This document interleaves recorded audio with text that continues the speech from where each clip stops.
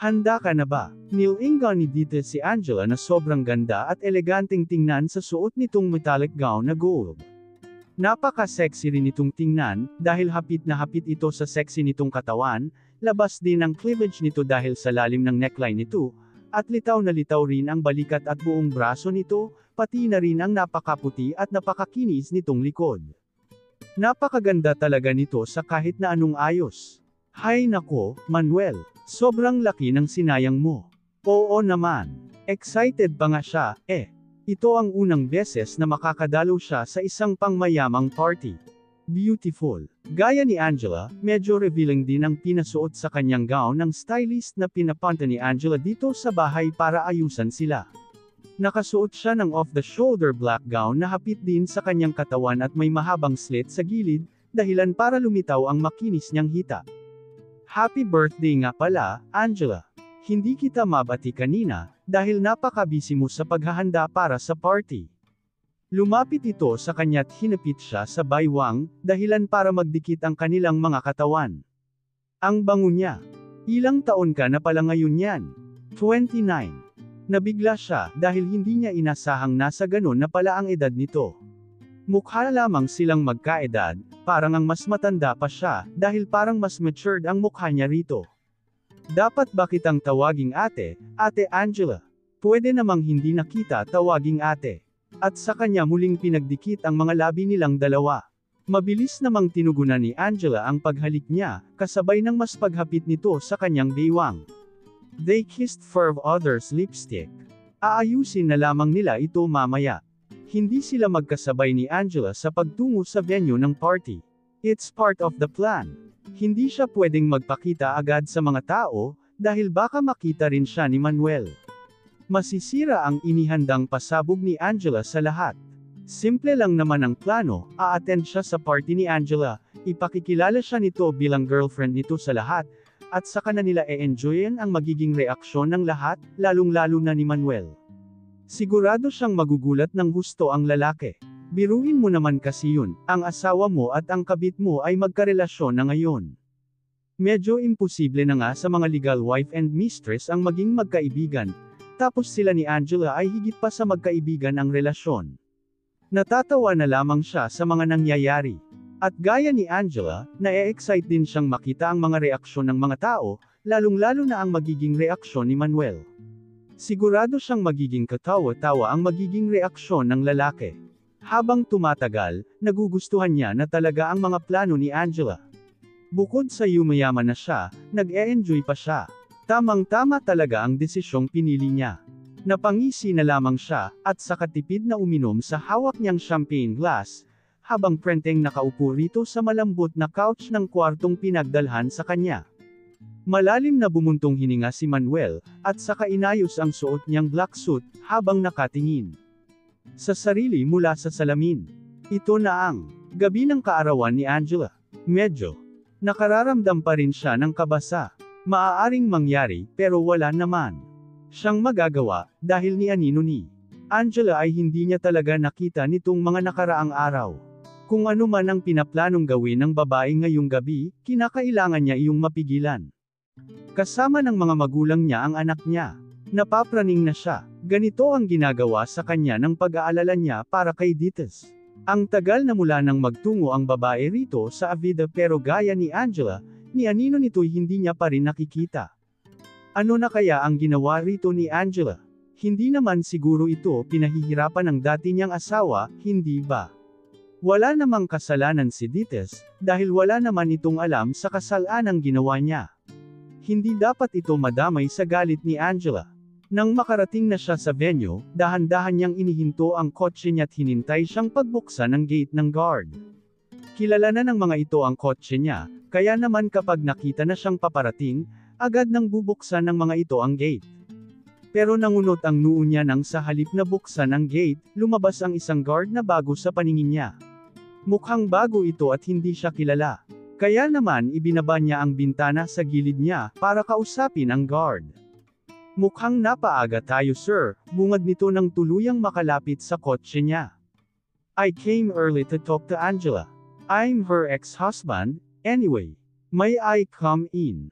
Pasensya na, sir. Banilinan kami na huwag magpapapasok ng ibang tao hanggat hindi nagsisimula ang party. Pero hindi naman ako ibang tao. Alam kong bago ka rito dahil ngayon lang kita nakita. Pero kilala na ako ng mga tao rito. Pinilit niyang maging mahinahon, dahil ayaw niyang mag-iskandalo. Bakit ba naman kasi ngayon pa nagpalit ng guard ang mga ito? Pasensya na, sir. Sumusunod lang ako sa utos ng mga amo ko. Hintayin niyo na lang pong dumating ang oras ng start ng party. Kaya wala na siyang nagawa nang umalis na ito sa harapan niya at bumalik na sa pwesto nito. Mahina niyang nahampa ang manibela ng kotse sa pagkainis. Kailangan niya na talaga ang makausap si Angela. Naisipan niyang pakiusapan na lamang ito na tawagin si Angela, baka sakaling labasin siya ng babae, o papasukin siya nito. Pero gagawin niya pa lamang ang balak ay nakita niya na ang mabagal na pagbukas ng gate, at kasunod yun ay ang pagdaan ng isang kotse sa gilid niya. Nangunot ang noo niya dahil bago lamang din yun sa paningin niya. Pero nanlaki ang mga mata niya nang maaninagan niya ang mukha ng taong sakay niyon sa backseat. Sigurado siyang si Dites yun. Mabilis siyang napababa sa kotse niya at napatitig sa likod ng kotse na ngayoy tuluyan nang nakapasok sa loob. Hindi na siya nagtangkang humabol pa, dahil alam niyang kahit anong pilit niya, hindi siya papapasukin ng mga guard. This is the reason kaya ayaw siyang papasukin agad, dahil dadating si Dites. What the hell are you planning, Angela? Siguraduhin mo lang na hindi mapapahamak si Dites, or else, I will never forgive you. Everything is ready. Kumpleto na rin ang mga guests. May matamis pa ring ngiti sa labing nilinga ni Angela si Sachi na lumapit sa kanya. Good. Let's just wait for the right time to start. Where's the Villafuerte? There. Lihim siyang napangisi nang makita si Manuel na seryosong nakatingin sa kanya, habang nakaupo kasama ang pamilya nito sa iisang mesa, kondong-kondong nito ang anak nilang dalawa. Pinanatili niya ang ngiti sa mga labi niya, at saka graceful na naglakad patungo sa kinaroroonan ng mga ito. Mommy, masiglang bulalas ni Waffen nang makita siya. Kaya naman nakangiti niya itong sinalubong ng yakap.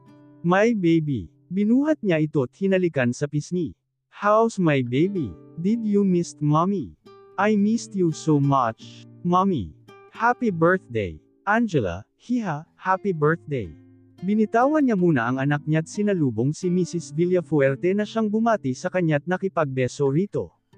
Thank you, mommy. Happy birthday, hiha. Pinadala namin sa kwarto mo ang gift namin para sa'yo. Thank you, daddy. Nag-abala pa ho kayo. Of course. For our daughter. Bumaling siya kay Manuel nang ito naman ang lumapit sa kanya. Nakangiti ito sa kanya, pero nakikita niya sa mga mata nito ang kaseryosohan. Pinigilan niya ang sariling mapang-isi. Paniguradong halos mabaliw ito sa paghahanap sa kanya at pag-aalala kay Dites. Yun naman ang gusto niyang mangyari. Don't worry, my dear ex-husband, dahil ngayong gabi, matatapos na ang pag-aalala mo, dahil mapapalitan na yan ng sakit na kailan may hindi mo malilimutan. Happy birthday, Angela, bati nito sa kanya, at saka lumapit para halikan siya sa pisngi. Pero nang saktong makalapit ang mukha nito sa gilid ng ulo niya. Where's Dites? Mahina pero seryosong tanong nito sa kanya. Thank you, Manuel. Just wait. I have a surprise for everyone. Pwede bang isama ko na ang baby ko? Gusto kong nasa tabi ko siya this whole night, magalang na palem niya sa mag-asawa. Of course. Take Waffen with you. Kaya naman hinawakan niya na ang kamay ng anak niya at tuluyan nang nagpaalam sa mga ito para lapitan naman ang iba pang mga panauhin. Sinulyapan niya si Manuel at saka pasimpleng ngumisi rito bago siya tuluyang tumalikod sa mga ito. Hanggang sa dumating ang tamang panahon. Nagpalakpakan ang mga bisita nang umakyat na siya sa stage para ibigay ang birthday speech niya. Matamis siyang ngumiti sa lahat, bago itinapat sa bibig niya ang microphone na hawak niya. Sumulyap siya sa parents niya na kapwa ang lalawak ng ngiti habang nakatingin sa kanya, at ganun din kay Manuel na seryosong-seryoso pa rin ang mukha, habang nakatingin din sa kanya at nag-aantay sa speech niya, gaya ng lahat. Good evening, ladies and gentlemen. Thank you so much for coming here tonight. I'm so grateful to all of you for giving a time to celebrate my birthday with me. And of course, I also want to thank my parents, who gave birth to me and gave chance to me to live in this world. Thank you so much, Mom and Dad. I love you both so much. Nagpalakpakan ang mga bisita, kaya naman tumayo ang mga magulang niya at nagpasalamat sa mga ito, bago nakangiting ibinalik ang paningin sa kanya at sumagot sa I love you too. Nag-flying kiss pa ang mom niya sa kanya, kaya ganun din ang ginawa niya. I also want to show my gratitude to family Villafuerte. Sa kabila ng nangyari sa amin ni Manuel, y'all still came to be with me on my super special night. Thank you, Mommy and Daddy, and of course, Manuel. Nakangitiring tumayo ang mag-asawang Villafuerte nang magpalakpakan din ang mga bisita, maliban lang kay Manuel na nanatili sa pagkakaupo, pero ngumiti sa mga bisita. So, yeah, it's my birthday today. Tumanda na naman ako. Kapag ko ay pabiro siyang umirap, dahilan para tumawa ang mga guests. But, mind you, because I'm still young. I'm just 29. Funny, right? I'm just 29, but I already got divorced. Tunog pagbibiro niya, na sinundan ng mahina niyang pagtawa. Alam niyang hindi nagustuhan ng parents niya ang sinabi niya, dahil nabawasan ang ngiti sa labi ng mga ito. But, as usual, hindi pinahalata ng mga ito, at sa halip ay nakitawa pa ang mga ito kasama ang mga guests. Muli niyang sinulyapan si Manuel na seryoso pa ring nanunood sa kanya, bago siya nagpatuloy sa kanyang speech, but, that's alright. Maybe, that's our fate. Ang bata pa kasi namin nang magpakasal kami ni Manuel. Maybe, hindi talaga kami ang nakalaan para sa isa't isa. But, I'm still happy dahil dumating sa buhay ko si Manuel. 5 taon niya rin akong pinasaya, at binigyan pa ng isang cute na waffan. Kapag ko ay tumingin siya sa anak niya na nakaupo sa tabi ni Sachi. Nag-flying kiss ito sa kanya, kaya ganun din ang ginawa niya. Natuwa naman ang mga bisita nang dahil sa kakatean ng anak niya. So, thankful pa rin ako at wala namang pagsisising nararamdaman. Dahil, wala namang dahilan para magsisi. Na-e-enjoy ko na rin naman kasi ang mga nangyayari ngayon. I will not make this long. But, before I end this speech, I want to announce something. Ito na, matamis siyang ngumiti sa lahat. This is a special night for me. So, I want to introduce a special person to all of you. Nakangiti siyang tumingin kay Manuel na ngayon nanlalaki na ang mga mata. Halatang may idea na ito sa kung sinong ipakikilala niya. Please, everyone, give her a round of applause. Bumukas ang isang spotlight sa tuktok ng engrandeng hagdanan ng bulwagan, nakatutok sa dalagang kanina pa naghihintay ng hudyat ng paglabas nito.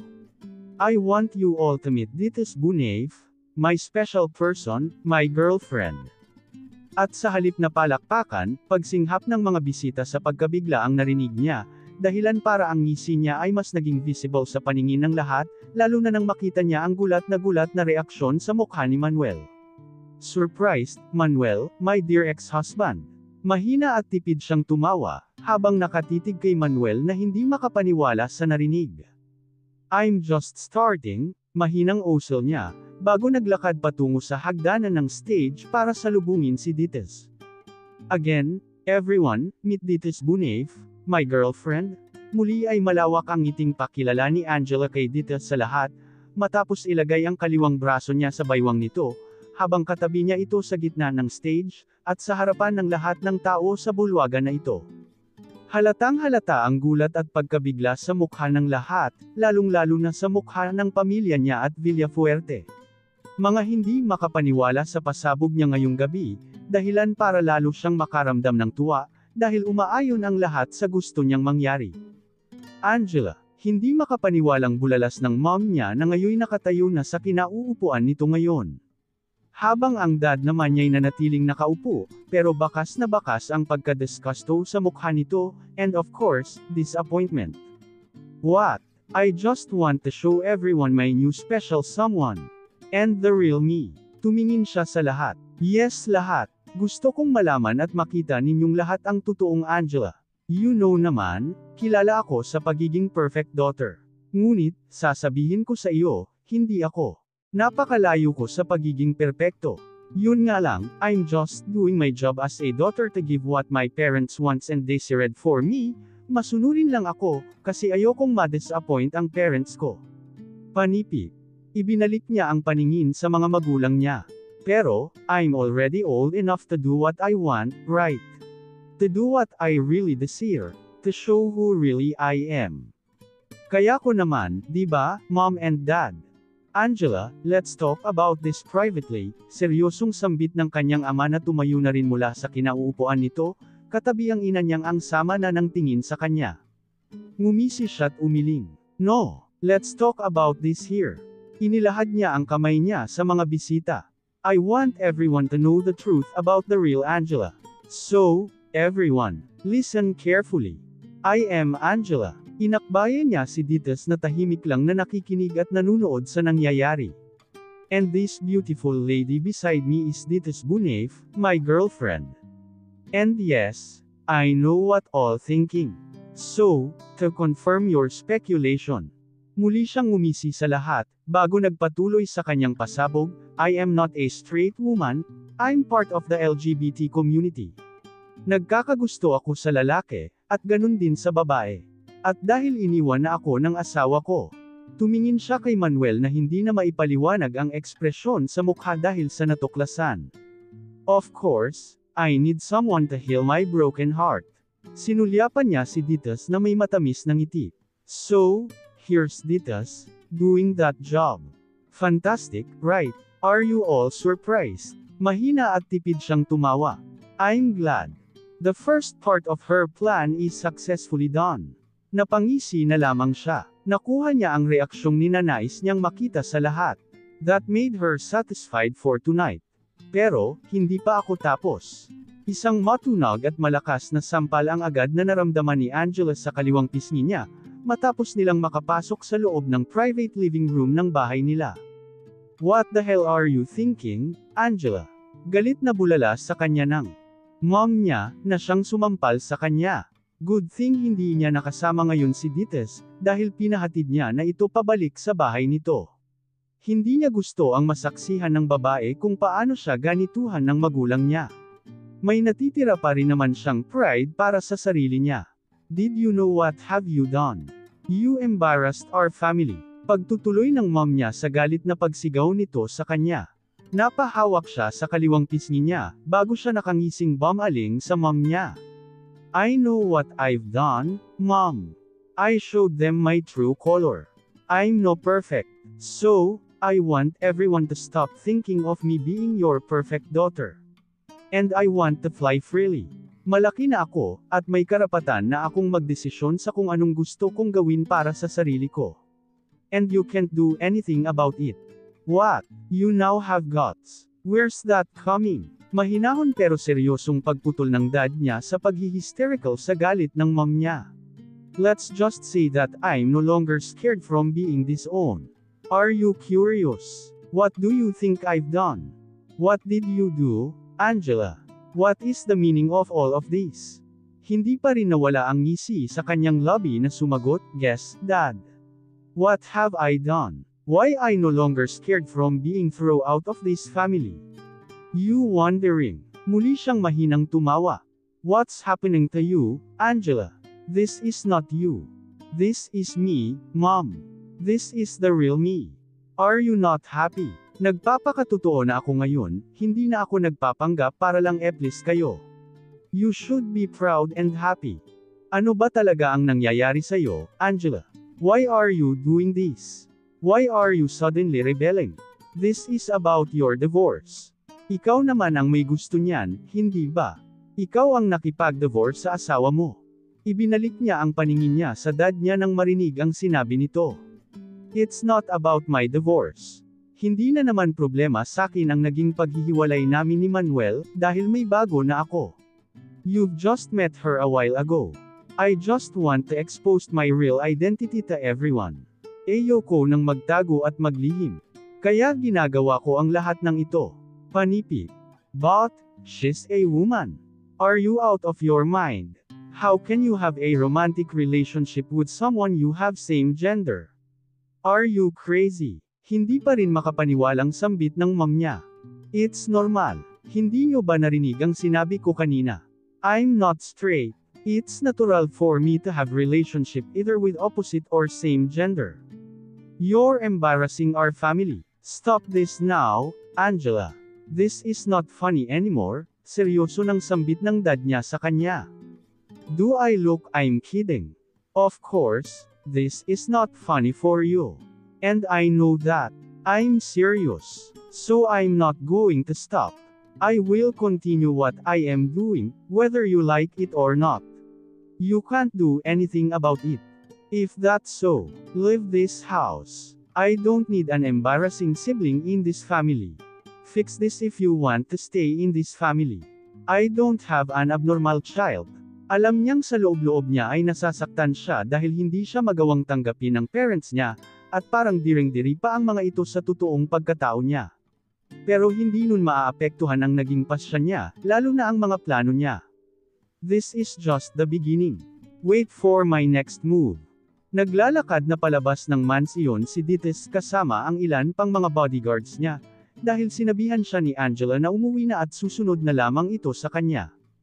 Hindi niya mapigilan ang mapang-isi dahil sa mga nasaksihan sa loob ng party. Talagang nag-enjoy siyang panoorin ang reaksyon ng mga bisita, lalong-lalo na ang reaksyon ni Manuel. Halatang-halata ang gusto sa mukha ng lalaki, hindi makapaniwala sa natuklasan. Grabe, hindi niya inasahan na ma-enjoy niya ito ng ganito. She felt very satisfied. Pakiramdam nga niya'y nakaganti na siya kay Manuel sa lagay pa lang na yun. Pero alam niyang hindi pa roon natatapos ang lahat. Paakay na sana siya sa kotse nang isang pagtawag sa pangalan niya ang nagpahinto sa kanya. Dites, nilingan niya ang lalaking tumawag sa kanya. Manuel, inasahan niya nang lalapitan siya nito at kakausapin matapos ng mga nangyari kanina. Huminto ito sa hindi kalayuan sa kanya, kaya binalingan niya ang driver. Mag-uusap lang kami. Bilinho ni Ma'am Angela na ihatid ka na pauwi. Matamis niya itong nginitian. Sandali lang naman. At saka, sigurado akong alam ni Angela na mangyayari ito. Huwag kang mag-alala. Kaya naman napabuntong hininga na lamang ito tumayo sa tabi, kasama ang mga bodyguards niya. Of course, hindi siya iiwan ng mga ito kasama si Manuel. Sabihin mo na ang gusto mong sabihin, itanong mo na ang lahat ng gusto mong itanong. Kailangan ko na kasing umuwi agad. Hindi ko gustong magalit sa akin si Angela. Ano ang ibig sabihin nito, Dites? Bakit kayo magkasama ni Angela? Ano ang ibig sabihin ng lahat ng mga sinabi niya kanina tungkol sa inyo? Malinaw naman ang mga sinabi niya kanina, di ba? Bukod sa lalaki, nagkakagusto rin siya sa mga babae. At girlfriend niya na ako. Alin pa doon ang hindi mo maintindihan? Hindi ito makapaniwalang napailing habang nakatingin sa kanya. How come? Mahal mo ako, di ba? Bakit ka makikipagrelasyon kay Angela na pareho mong babae? What? Naghihiganti ka ba dahil nagsinungaling ako sa'yo? Pero nagsisi na ako, Dites. At inayos ko na ang pagkakamali ko. Humakbang ito palapit sa kanya. Kaya agad niyang itinaas ang palad niya para pahintuan ito sa balak na paglapit sa kanya. Diyan ka lang at huwag kang lumapit sakin. Ayokong magselo si Angeka at magalit sakin. Baka hiwalayan niya rin ako gaya ng ginawa niya sa'yo. Ayokong mangyari yun. Huminto ito kasabay ng pag-awang ng lobby nito. Dites, kung gumaganti ka lang sakin. Please, itigil mo na. Ayusin natin ito, please. Divorced na kami ni Angela. Pwede na nating ituloy ang relasyon nating dalawa. Alam mong mahal kita, di ba? I promise na pakakasalan kita. Please, stop this. Don't do this to me and to yourself. Alam kong mahal mo rin ako. Napakagat siya sa kanyang pang-ibabang lobby. Tama ito, totoo ang nararamdaman niya sa lalaki. Pero mas mahalaga sa kanya ang ambisyon niya. Kaya hindi siya nito mapipigilan kahit na paulit-ulit pa nitong sabihin na mahal siya nito, at handa nitong gawin ang lahat para sa kanya. Maayos na ang buhay niya ngayon sa piling ni Angela. Wala siyang balak sayangin ang oportunidad na ito na minsan lang dadating sa buhay niya. Alam niya ang mga plano ni Angela, at malaki ang makukuha niya sa lahat ng yun. Ngumisi siya kay Manuel dahilan para matigilan ito. Huwag kang ang patawa, Manuel. Alam kong alam mo nang ginagamit lang kita noon dahil mayaman ka. Di ba, sinabi na sa'yo ni Angela at Ernesto ang lahat. Gusto kong yumaman kaya nakipagrelasyon ako sa'yo. Kaso Team Ang ka. Ginawa mo lang pala akong kabit. Alam mo bang napakalaking kahihiyan ang ibinigay mo sakin? Nang dahil sa'yo, sobrang baba na ng tingin sakin ng lahat ng tao sa isla. Isang kabit. Yan ang tingin nilang lahat sakin. Puno ng hinanakit niya itong tiningnan. Bumalik ang galit na nararamdaman niya dahil sa alaala ng ginawa nito sa kanya. Sino sa tingin mo ang babaeng matutuwa roon? Gusto kong maging mayaman, pero ayoko namang maging kabit. At yun ang ginawa mo sakin. Kitang-kita niya ang sakit sa mukha nito, at nagbigay yun ng satisfaction sa kanya, dahil yun naman ang gusto niyang makita, kung paano rin ito masaktan. Ibinabalik niya lamang ang ginawa nito sa kanilang dalawa ni Angela. He deserves this. Pero buti na lang at dinala mo rin sa buhay ko si Angela. Hindi ko inasahan na sa halip na awayin ako dahil inagaw ko sa kanya ang asawa niya, gugustuhin niya rin pala ang agawin ako sa'yo. Tumawa siya. Nakakatawa, di ba? Yung asawa ng lalaking nakarelasyon ko, ngayon ay karelasyon ko na rin. Nakakabaliw, di ba? Pero napakalaking good news nito para sa akin. You know why? Dahil ibinibigay ni Angela ang lahat ng gusto ko. Mayaman na ako ngayon nang dahil sa kanya. May sarili na kong mansiyon, kotse, at nakukuha ko na ang lahat ng gusto ko. Ano pa ba ang mahihiling kung iba kay Angela? Wala na, dahil ibinibigay niya na ang lahat. Pati na rin ang pangangailangan ko. Nakaloloko siyang ngumisi. Nanlaki ang mga mata nito. May nangyari na sa inyong dalawa. Gulat na bulalas nito. Dahilan para muli siyang tumawa. Bakit parang gulat na gulat ka? Siyempre, magkasintahan na kami. Kaya ginagawa rin namin, kung ano ang ginagawa natin noon, simpleng sagot niya, dahilan para lalong manlaki sa gulat ang mga mata nito, hindi pa rin makapaniwala sa mga natutuklasan. Sa totoo nga niyan, napakasarap ng ginagawa ni Angela. Mas na-e-enjoy ko siya kesa sa'yo noon. Alam na alam kasi niya kung paano masasarapan ang mga tulad kong babae. Siguro dahil pareho kami ng gender. Hindi na mahalaga yun. Basta napupunan niya ang lahat ng mga pangangailangan ko, sapat na yun para magstay ako sa tabi niya. Dotes, hindi makapaniwalang usol nito sa pangalan niya. Tanggapin mo nang mas nakahihigit sa'yo si Angela, kaya siya ang pinipili ko. Mas mayaman siya sa'yo, kaya mas malaki ang makukuha ko sa kanya. At tigilan mo na rin ang kaiisip sa ideyang mahal kita, dahil ilusyon mo lang yan. Hindi kita mahal, Manuel. Kayamanan mo lang ang mahal ko sa'yo, diretsyong sambit niya, dahilan para muling bumakas ang sakit sa mukha nito na ikinatuwa niya. Nasasaktan ka. Kasalanan mo naman yan, eh. Niloko at iniwan mo ang almost perfect mo ng asawa, para lang sa isang katulad ko na ginagamit ka lang maman. Pero niloko mo rin naman ako at ginawa mo pang kabit. Kaya sa tingin ko, patas naman na tayo. Wala na akong atraso sa'yo.